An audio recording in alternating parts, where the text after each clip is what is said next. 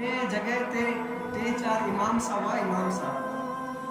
तो वे छाकंदा एक दी में बैठा जे को एकड़ो को समझ मुंह जड़ई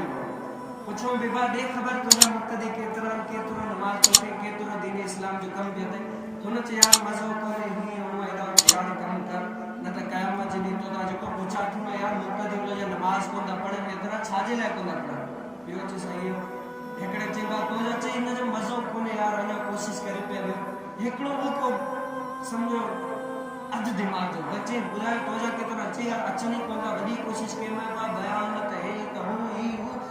करनी कोंदा अमली कोंदा कर हम कया त छा के यार ये न कर अगर कोशिश कर न कंदे कयामत भी फरिश्ता तो ता पुछंदा तोखे वणंदा जो गुरजार तो हु इमाम साहब कावड़ जी पे यार मुखे चलाणदा आ त चई जी थकी पे बयान में हेडा होडा मनी नहीं कोता मुखा अगर फरिश्ते पूछा क्यों आ चलो फरिश्ता पांजा थानो बटे मुझे सजन हुए भी वार करे तो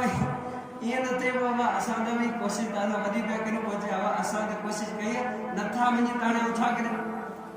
तैयार कोशिश करे दिसो सिर्फ बयान उधर जे धर ना